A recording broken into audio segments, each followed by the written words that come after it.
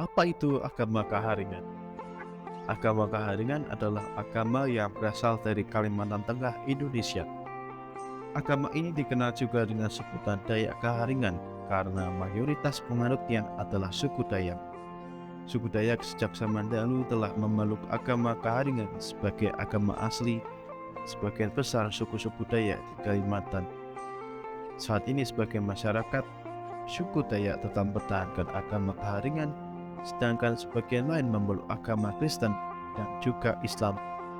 Meskipun begitu, beberapa tradisi Kaharingan masih mereka laksanakan, seperti upacara tiwah yang terkenal di kalangan masyarakat Dayak di Kalimantan Tengah.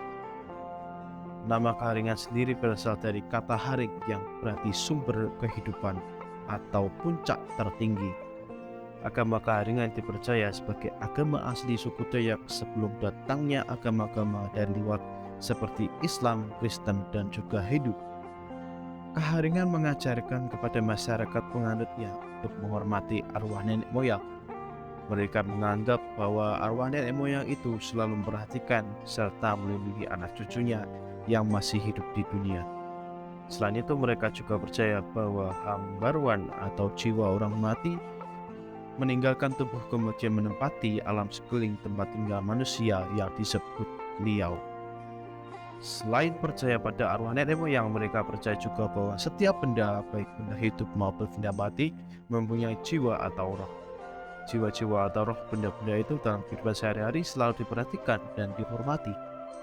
Di samping itu, mereka juga percaya akan adanya kekuatan gaib. Kekuatan-kekuatan gaib itu biasa terdapat pada segala macam benda, baik manusia, binatang, tumbuh-tumbuhan, maupun benda mati seperti batu-batu, kayu-kayu besar, dan kuci. Demikian mereka juga percaya bahwa alam sekitar hidupnya penuh dengan makhluk-makhluk halus dan roh-roh yang menempati tiang-tiang rumah, batu-batu besar, pohon-pohon besar, hutan, air, dan semua benda yang ada di sekeliling mereka. Lalu kita membahas mengenai 7 dimensi Kaharingan menurut Tinian Smart.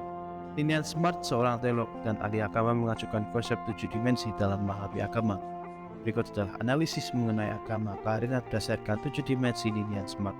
Yang pertama, dimensi ritual.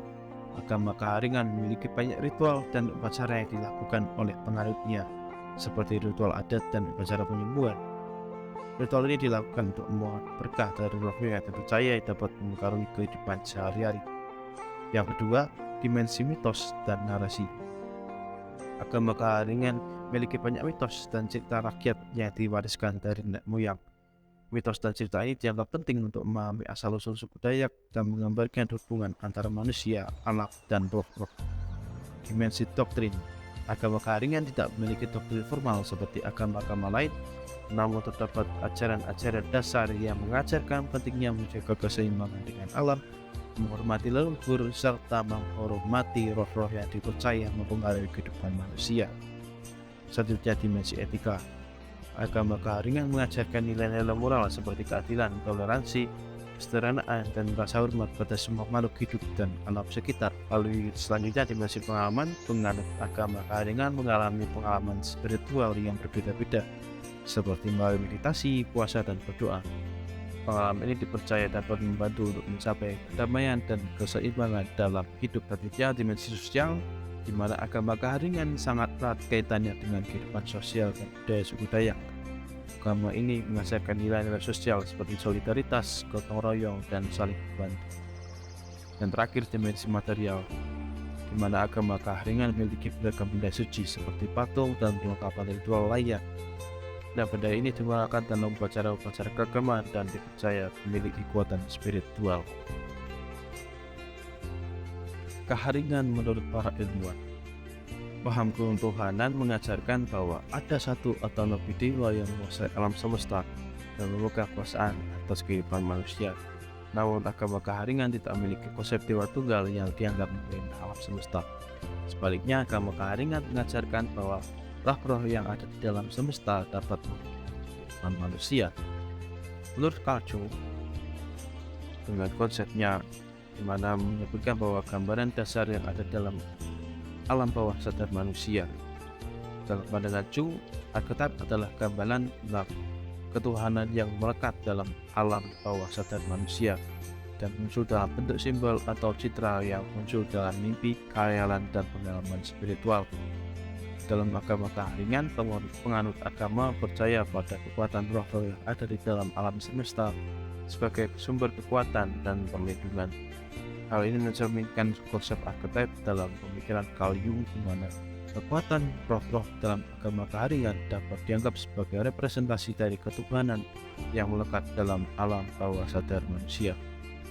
Menurut Carl Jung, agama juga dapat berperan dalam memunculkan kesadaran individu dan memperkuat jati diri manusia.